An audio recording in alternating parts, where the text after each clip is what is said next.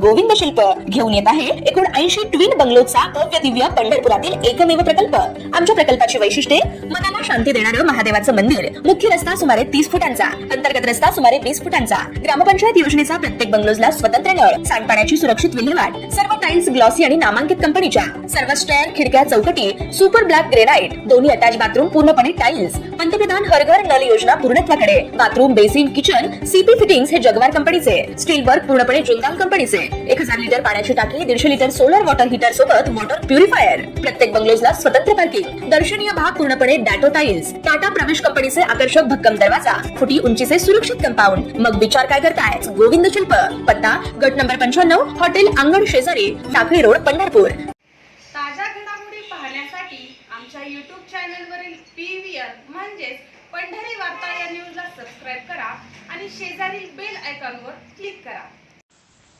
सोलापुरात बुधवार दिनांक 24 एप्रिल रोजी राहुल गांधी यांनी सभा घेत नरेंद्र मोदींनी देशाला अन्यायाची राजधानी बनवले अशी टीका करताना जेव्हा त्यांना भीती वाटते तेव्हा ते पाकिस्तान, चायनाची गोष्ट करतात। मात्र काही झालं तरी यावेळेस ते सुटणार नाही। नरेंद्र मोदी घाबरले कारण त्यांना माहिती आहे निवडणूक हातून जात आहेत। रस्त्यावर होणारी वाटमारी त्यांनी आंतरराष्ट्रीय स्तरावर नेली आहे। हे सांगतायत की आम्ही राजकीय भ्रष्टाचार संपवतोय असं राहुल गांधी यांनी सोलापूरच्या सभेत म्हणाले। नरेंद्र मोदी हे अदानींचे कर्ज माफ करतात, मात्र काँग्रेस पार्टी शेतकरी, दलित, गरिबांचे कर्ज माफ करणार आहेत। आम्ही शेतकऱ्यांसाठी एक कमिशन नेमणार आहे। हे कमिशन शेतकऱ्यांना जेव्हा कर्जमाफीची शिफारस करेल तेव्हा कर्ज माफ करणार, देशातील शेतकऱ्यांच्या मालाला MSP देणार असा शब्द राहुल गांधी यांनी दिलाय। बालासाहब थोराट जी, सुशील कुमार शिंदे जी, पृथ्वीराज चौहान जी, नरसैया आदम जी, प्रकाश यलगुलवार जी, महेश खोटे जी, उत्तम प्रकाश जी, सिद्धराम मैत्रे जी, हमारे कैंडिडेट्स प्रणीति शिंदे जी और मोहिते पाटिल जी, इंडिया अलायंस के स्टेज पे वरिष्ठ नेता, कांग्रेस के बब्बर शेर, प्यारे कार्यकर्ता, इंडिया अलायंस के कार्यकर्ता, भाइयों और बहनों, आप सबका यहाँ बहुत बहुत स्वागत। थोड़ा मेरा प्रोग्राम लेट चल रहा है, आपको कष्ट हुआ थोड़ा, इसके लिए मैं शुरुआत में ही माफ़ी मांगता हूं आपसे।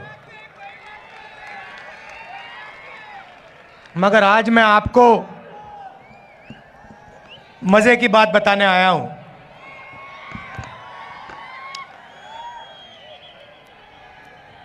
सबसे पहले ये साधारण चुनाव नहीं है, क्योंकि इस चुनाव में पहली बार, आज़ादी के बाद पहली बार एक ऐसी पार्टी है जो संविधान को खत्म करना चाहती है।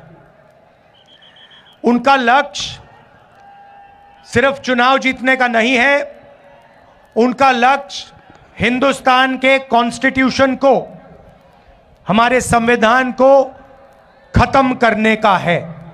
और हमारा लक्ष्य, कांग्रेस पार्टी का लक्ष्य, इंडिया अलायंस का लक्ष्य संविधान को बचाने का है और लोकतंत्र को बचाने का है। भाइयों और बहनों, इस देश में जो भी गरीबों को मिला है, जो भी प्रगति हुई है, पिछड़ों को, दलितों को, आदिवासियों को, जो भी गरीब लोगों को मिला है, वो संविधान के कारण मिला है। उसका वही कारण है। अगर ये लोग संविधान को खत्म कर देंगे तो हिंदुस्तान में गरीबों के लिए, किसानों के लिए, मजदूरों के लिए कुछ नहीं बचेगा। तो सबसे पहले आपसे यह कहना चाहता हूं कि पहली बार ऐसा चुनाव हो रहा है कि बीजेपी ने साफ सबके सामने कहा है, उनके एमपीओ ने साफ कहा है कि अगर हम चुनाव जीते तो हम हिंदुस्तान के संविधान को बदल देंगे। और मैं आपसे कह रहा हूं, उनसे कह रहा हूं, ऐसी कोई शक्ति नहीं है दुनिया में जो हिंदुस्तान के संविधान को बदल सके। अब देखिए, पिछले 10 साल नरेंद्र मोदी ने 22 लोगों को, सिर्फ 22-25 लोगों को लाखों करोड़ रुपए दिए हैं। 16 लाख करोड़ रुपए नरेंद्र मोदी जी ने हिंदुस्तान के सबसे अमीर 25 लोगों को दिए हैं कर्जा माफ करके। 16 लाख करोड़ रुपए कितने होते हैं मैं आपको बता देता हूं। जितना पैसा मनरेगा को 24 साल चलाने के लिए लगता है, या जैसे हमने कर्जा माफ किया था किसानों का यूपीए ने, तो अगर अब वैसे अगर 24 बार कर्जा माफ करो किसानों का, उतना पैसा नरेंद्र मोदी ने 22-25 लोगों को दिया है। आप सोच ही नहीं सकते, 24 साल का मनरेगा का पैसा 22 लोगों को। भाइयों और बहनों, हालत यह हो गई है कि जितना पैसा 22 लोगों के पास है, उतना ही पैसा 70 करोड़ हिंदुस्तानियों के पास है। एक तरफ नरेंद्र मोदी के 22 मित्र और दूसरे तरफ 70 करोड़ हिंदुस्तानी, दोनों के पास एक ही जितना धन है। दूसरा आंकड़ा देता हूं, हिंदुस्तान के 1% लोगों के पास, 1% लोगों के पास हिंदुस्तान का 40% धन है। यह हालत है, इसीलिए इतनी बेरोजगारी फैल रही है। उन्होंने नोटबंदी की, आपसे कहा काला धन मिटा दूंगा, और पूरा का पूरा फायदा उन्हीं 22-25 लोगों का हुआ। उसके बाद जीएसटी, गलत जीएसटी लागू की, 5 अलग अलग टैक्स, किसानों पर टैक्स लगा दिया। पता नहीं आपको मालूम या नहीं, जितनी जीएसटी आप देते हो उतनी ही जीएसटी अदानी देता है। आप जानते हो इस बात को? नहीं जानते? आप सिर हिला रहे हो। वो आपने जो शर्ट खरीदी, वो कितने की खरीदी आपने? 200। अगर अदानी वही शर्ट खरीदता तो जितनी जीएसटी आपने अपने जेब से दी, उतनी ही जीएसटी वो देता। आपकी आमदनी हजारों में है, उसकी आमदनी हजारों करोड़ों में है, और जितनी जीएसटी आप देते हो उतनी जीएसटी वो देता है। अब सवाल उठता है, जीएसटी का जो आपका धन है, जो आपके जेब में से निकल रहा है, उसका होगा क्या? कहां जाएगा वो धन? नरेंद्र मोदी जी ने साफ कर दिया कि उनके 10 सालों में वो पूरा का पूरा पैसा 20-25 लोगों के हाथ में उन्होंने दे दिया। उन्होंने अरबपति बनाए हैं, 30-40 उन्होंने अरबपति बनाए हैं। अब मैं आपको बताता हूं कांग्रेस क्या करने जा रही है। उन्होंने 20-25 अरबपति बनाए, हम करोड़ों लाखपति बनाने जा रहे हैं। अब आप कहोगे कैसे? मैं आपको यह बताने आया हूं कि कांग्रेस पार्टी, इंडिया गठबंधन चुनाव के बाद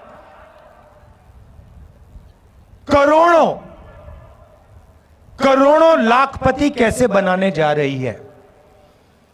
आप जानते हो कि हिंदुस्तान में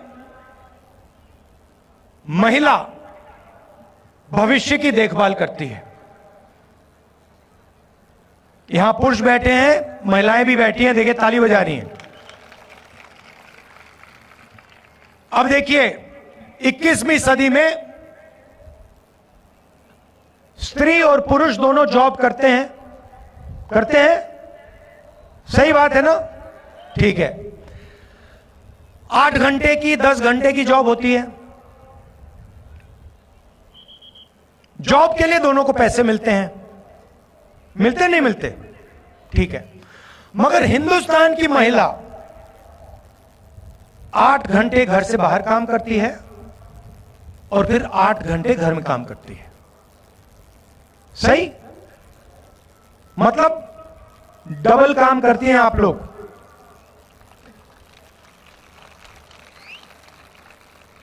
देखो महिलाएं ताली बजा रही है, पुरुष ताली नहीं बजा रहे।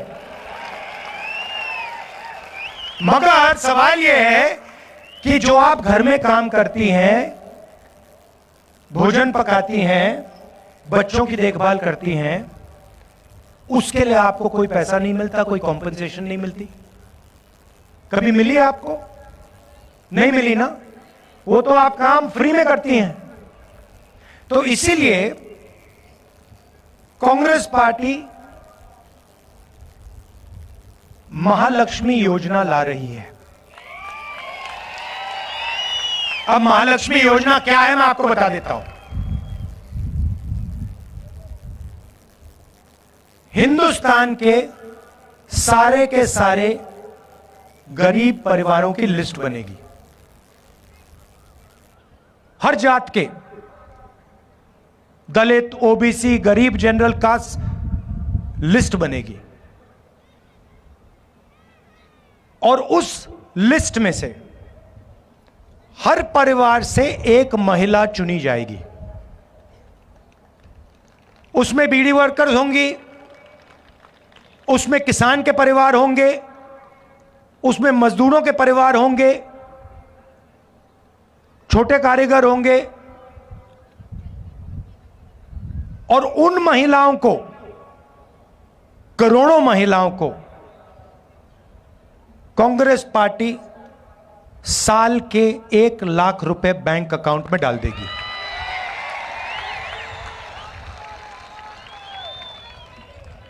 साल के 1 लाख रुपए, महीने के 8,500 रुपए, खटाखट खटाखट खटाखट खटाखट खटाखट अंदर। अब यहां पे पुरुष बैठे हैं, सबसे पहले देखिए पैसा महिलाओं को जाएगा, मगर मैं जानता हूं फायदा आप लोगों को भी होगा, ठीक है? मगर युवा कहेंगे कि आपने हमारे लिए क्या किया? नरेंद्र मोदी ने हमें बेरोजगार कर दिया, हिंदुस्तान का पूरा धन अदानी को दे दिया, नोटबंदी कर दी,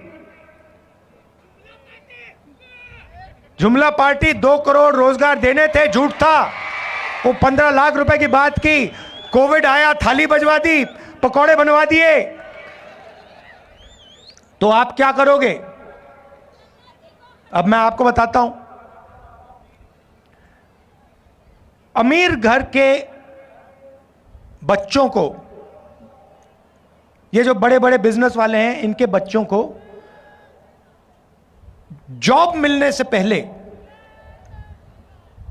ये टेम्पररी नौकरी दिलवाते हैं। इसको अप्रेंटिसशिप कहते हैं, इंटर्नशिप कहते हैं। प्राइवेट सेक्टर में, पब्लिक सेक्टर में, सरकार में इनको एक्सपीरियंस के लिए काम दिया जाता है।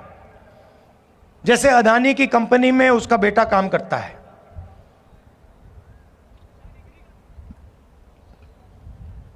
मगर यह सुविधा हिंदुस्तान के बेरोजगार युवाओं को नहीं मिलती। सड़क पे आप घूमते हो, रोजगार ढूंढते हो, पिछले 10 साल में नहीं मिला। तो अब हम एक नई योजना ला रहे हैं, अप्रेंटिसशिप का अधिकार, अभी ताली मत बजाओ, अभी मैंने समझाया नहीं है। अप्रेंटिसशिप का अधिकार का मतलब हिंदुस्तान में कोई भी graduate, diploma holder, university graduate, college graduate, इनमें से कोई भी सरकार से यह अधिकार मांग पाएगा। और जिस दिन उसने यह अधिकार मांगा, उस दिन सरकार को उसे पहली साल की नौकरी पक्की करके, गारंटी करके देनी पड़ेगी। जैसे मनरेगा में जॉब मांगा जा सकता है, काम मांगा जा सकता है, मगर मना नहीं किया जा सकता, वैसे ही हिंदुस्तान के ग्रेजुएट्स को पहली साल की नौकरी पक्की। अब पहली साल की नौकरी में क्या होगा और कहां होगी नौकरी? पब्लिक सेक्टर यूनिट्स में, HAL, BHEL, Indian oil, Hindustan petroleum, private कंपनियों में, सरकारी ऑफिसेज में, सरकारी अस्पतालों में ये नौकरियां दी जाएंगी। करोड़ों युवाओं की ट्रेनिंग होगी 1 साल की, और उस साल के लिए 1 लाख रुपए युवा के बैंक अकाउंट में जाएगा। 8,500 रुपए महीने के, 1 लाख रुपए साल के,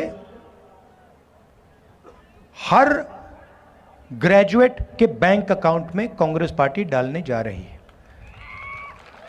तो इस प्रकार से हम करोड़ों लाखपति बनाने जा रहे हैं। अब यहां किसान बैठे हैं, इन दोनों योजना का आपका फायदा होगा,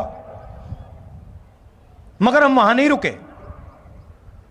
आपने नरेंद्र मोदी से 2 चीजें मांगी, कर्जा माफी और कानूनी मिनिमम सपोर्ट प्राइस। हर किसान जानता है कि जब उसे अपनी फसल बेचनी पड़ती है तो जादू से फसल का दाम गिर जाता है, जादू से फसल दाम गिर जाता है, और किसान को कभी भी सही दाम नहीं मिलता। बाकी लोग अपना प्रोडक्ट बेचें, उनको सही दाम मिलता है। कोई टूथपेस्ट बेचता है, कोई जूस बेचता है, कोई कुछ और बेचता है, चिप्स का पैकेट बेचता है, उसको सही दाम मिलता है। मगर जो इस देश की रीढ़ की हड्डी है, जो 24 घंटा खून पसीना देता है, उसे सही दाम नहीं मिलता। तो हमने 2 काम किसानों के किए हैं, करने जा रहे हैं। पहला काम, हिंदुस्तान के किसानों का हम कर्जा माफ करेंगे। ये अभी आप ताली जल्दी बजा गए, ये कर्जा माफी ये शुरुआत है, मगर हम सिर्फ कर्जा माफी नहीं करेंगे, हम किसानों के लिए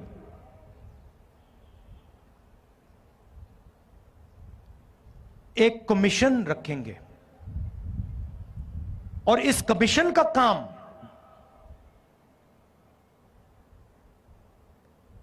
जब भी किसानों को कर्जा माफी की जरूरत होगी, यह कमीशन सरकार को कहेगा और सरकार किसानों का कर्जा माफ करेगा। एक बार नहीं, जितनी बार आपको कर्जा माफी की जरूरत होगी, उतनी बार यह कमीशन कर्जा माफी करवाएगा।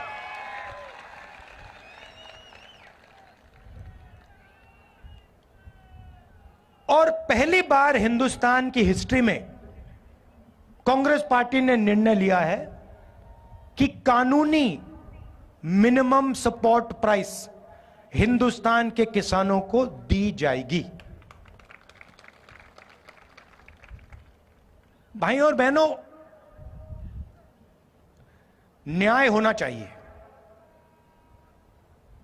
नरेंद्र मोदी जी ने हिंदुस्तान को अन्याय का कैपिटल बना दिया है। हर गरीब जानता है कि जितना अन्याय आज हिंदुस्तान में हो रहा है उतना शायद पहले कभी नहीं हुआ, अंग्रेजों के समय भी नहीं हुआ। मैं सिर्फ एक बात कह रहा हूं,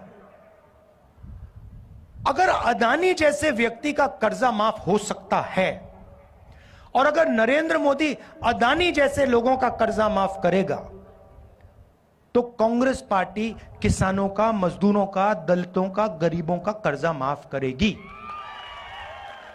अगर नरेंद्र मोदी चाहते हैं कि किसानों का कर्जा माफ ना हो तो फिर अरबपतियों का भी कर्जा माफ नहीं होना चाहिए।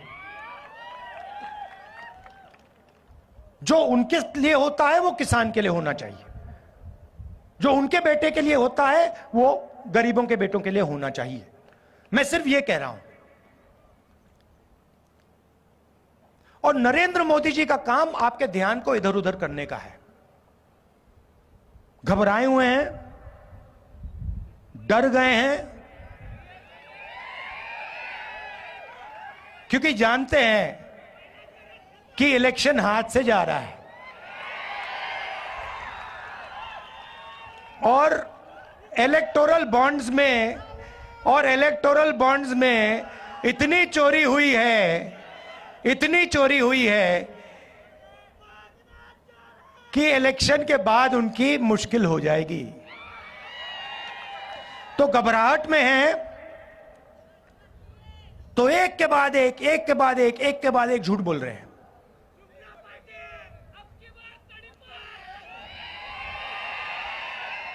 वो जानते हैं कि हिंदुस्तान की जनता बात समझ गई है। वो जानते हैं कि हिंदुस्तान की जनता इस चुनाव में संविधान की रक्षा करने के लिए खड़ी हो गई है और वो जानते हैं कि हिंदुस्तान की जनता समझ गई है कि नरेंद्र मोदी जी अरबपतियों के नेता हैं, गरीबों के नहीं। अब आखिरी बात आपको कहना चाहता हूं। ये आपने मीडिया के मित्र देखे, ये देखे आपने, ये देखो काले चश्मे पहने स्माइल कर रहे हैं।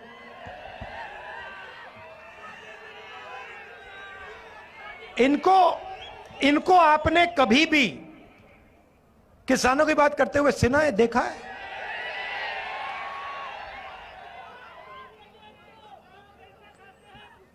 कोई मतलब मजदूर मर जाए, भूखा मर जाए, कभी आपने टीवी पे देखा? कभी आपने इनके एंकरों को बेरोजगारी के बारे में बोलते हुए देखा? महंगाई के बारे में, किसानों के बारे में? ना। क्योंकि ये अच्छा, इनकी गलती नहीं है जो बेचारे यहां खड़े हैं, इनकी गलती नहीं है क्योंकि इनका कंट्रोलर ऊपर है। ये बेचारे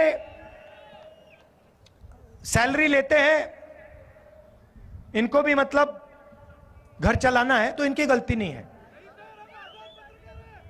हाँ,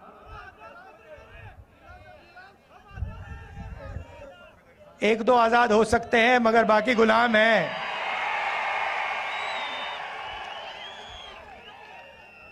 आजकल के हिंदुस्तान में पता नहीं लगता कौन सा मीडिया वाला आजाद है, कौन सा गुलाम है। तो ये आपकी बात तो कभी करते नहीं है। तो मैंने एक बात चेक की, मैंने कहा देखो देखते हैं। तो ये जो मीडिया कंपनीज है ना, इनके मालिकों की मैंने लिस्ट निकाली। मैंने कहा मैं देखता हूं ये हैं कौन लोग। उनकी लिस्ट निकाली और इनके जो एंकर्स हैं, बड़े बड़े एंकर्स हैं, नाम आप जानते हो, उनकी लिस्ट निकाली और आप हैरान हो जाओगे। लिस्ट में एक दलित नहीं था, एक आदिवासी नहीं था, एक ओबीसी नहीं था, एक गरीब जनरल कास्ट का नहीं था। ये आपके हैं ही नहीं। 90% हिंदुस्तान का तो एक भी आदमी नहीं है इनमें।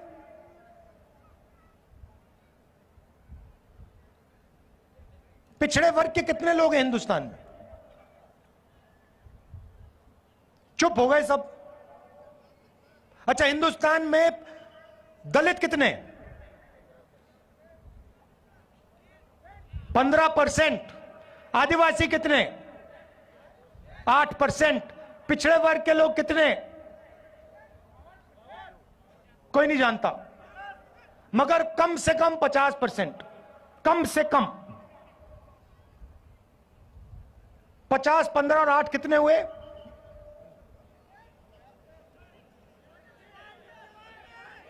73। उसमें 15% माइनॉरिटी जोड़ दीजिए और 5% गरीब जनरल कास्ट जोड़ दीजिए, कितने हुए? 90 प्लस हो गए। 90% आबादी में से एक आदमी नहीं मिलेगा आपको मीडिया में। एक नहीं है। ये आपके हैं ही नहीं।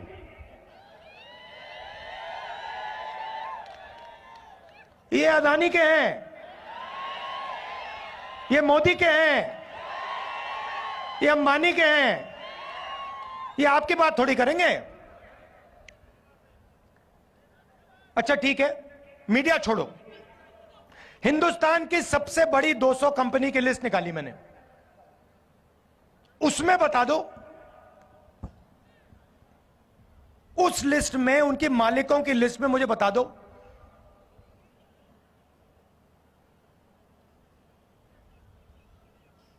मराठा कितने, धनगर कितने, खटीक कितने, यादव कितने, बता दो। जीरो। जीरो। 50% में से कोई नहीं, 15% में से कोई नहीं, 8% में से कोई नहीं, 90% में से कोई नहीं, सारे के सारे सीनियर मैनेजमेंट में कोई नहीं। अच्छा, पता नहीं, शायद हिंदुस्तान के 90% लोग क्या, नहीं हमें मीडिया नहीं चाहिए, हमें हिंदुस्तान का कॉर्पोरेट इंडिया में भी भागीदारी नहीं चाहिए। तो ठीक है, फिर सरकार को देखते हैं। हिंदुस्तान की सरकार को 90 लोग चलाते हैं, आईएएस अफसर हैं, बजट को वो बांटते हैं। हर रुपया बजट का कहां जाता है वो निर्णय लेते हैं, 90 लोग लेते हैं।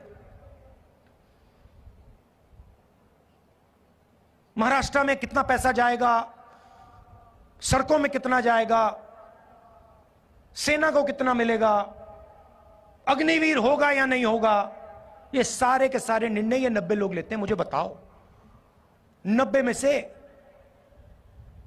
पिछड़े वर्ग के कितने? 3। दलित कितने? 1। आदिवासी कितने? 1। और अगर आप बात समझना चाहते हो तो अगर हिंदुस्तान की सरकार बजट में 100 रुपए खर्च करती है तो ओबीसी, दलित, आदिवासी अफसर 6 रुपए 10 पैसे का निर्णय लेते हैं।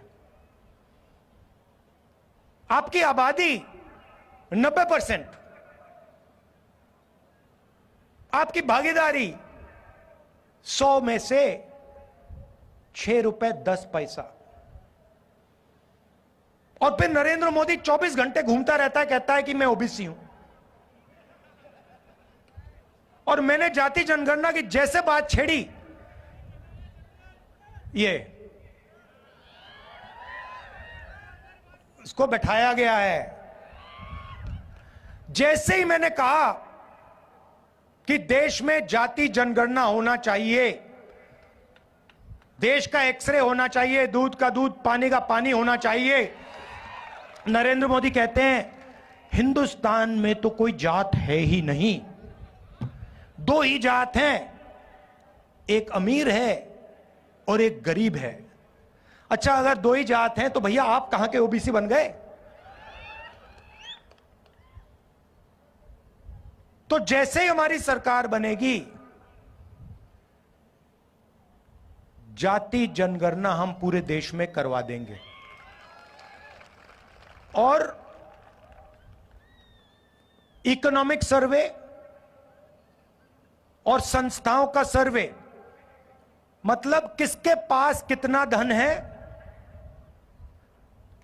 पिछड़ों के पास कितना धन है, पिछड़ों की क्या भागीदारी है, हर वर्ग की आबादी कितनी है, भागीदारी कितनी है, मीडिया में कितने हैं, कॉर्पोरेट इंडिया में कितने हैं,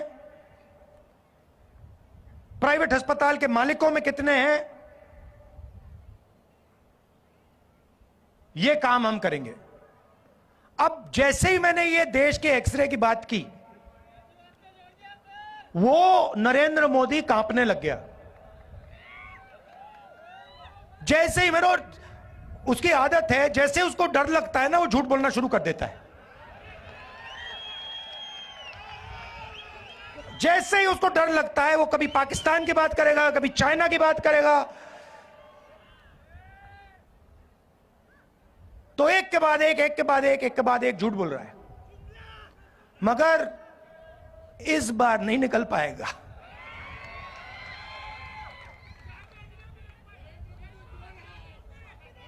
पता नहीं आपने सुना नहीं सुना, वो एक योजना लाए इलेक्टोरल बॉन्ड्स वाली, सुनिए आपने? उसमें क्या किया, सबसे पहले कहते हैं कि इलेक्टोरल बॉन्ड से हिंदुस्तान में जो भ्रष्टाचार है वो खत्म होगा। और फिर क्या किया, कहते हैं कि जो भी पैसा देना चाहता है किसी भी राजनीतिक पार्टी को, बिना नाम दिखाए पैसा दे सकता है। सुप्रीम कोर्ट ने कहा भैया ये तो कानूनी नहीं है, इसको रद्द करो, और सुप्रीम कोर्ट ने उनकी स्कीम को रद्द कर दिया। उसके बाद नरेंद्र मोदी और सरकार जिन लोगों ने उनको पैसा दिया उनके नाम नहीं रिलीज करना चाह रही। सुप्रीम कोर्ट ने कहा भैया जिन्होंने आपको पैसा दिया उनके नाम दो और कौन सी तारीख पे पैसा दिया वो बता दो। स्टेट बैंक पर दबाव डाला, वो ये इंफॉर्मेशन रिलीज ही नहीं कर रहे थे। फिर इंफॉर्मेशन रिलीज होती है, पता लगा एक दिन किसी कंपनी पे सीबीआई की रेड होती है, कुछ ही दिन बाद वही कंपनी बीजेपी को करोड़ों रुपए देती है, सीबीआई की इंक्वायरी खत्म हो जाती है। बड़ा कॉन्ट्रैक्ट दिया जाता है, हजारों करोड़ रुपए का कॉन्ट्रैक्ट दिया जाता है, और कॉन्ट्रैक्ट मिलने के 10-15 दिन बाद वो कंपनी बीजेपी को हजारों करोड़ रुपए पकड़ा देती है। सड़क पे जो एक्सटॉर्शन कहा जाता है ना, जो सड़क पे एक्सटॉर्शन, गुंडे एक्सटॉर्शन करते हैं ना, हाँ, ये उन्होंने इंटरनेशनल लेवल पर शुरू कर दिया है। और जनता से कह रहे हैं कि मैं राजनीतिक फंडिंग के सिस्टम को साफ कर रहा हूं। आप कैसे साफ कर रहे हो? अगर आप साफ कर रहे होते तो आप कहते भैया जो भी पैसा दे रहा है नाम सामने रखो, कौन से दिन दिया, किसने दिया, हिंदुस्तान की पब्लिक को बताओ। मगर नहीं, मगर देश समझ गया है। और जैसे मैंने आपको शुरुआत में कहा, लड़ाई संविधान को बचाने की है। और अगर नरेंद्र मोदी अरबपतियों को पैसा दे सकता है, उनका कर्जा माफ कर सकता है, तो कांग्रेस हिंदुस्तान की महिलाओं को, हिंदुस्तान के युवाओं को, हिंदुस्तान के किसानों को पैसा दे सकती है और देगी। आप सबका बहुत बहुत धन्यवाद। नमस्कार, जय हिंद।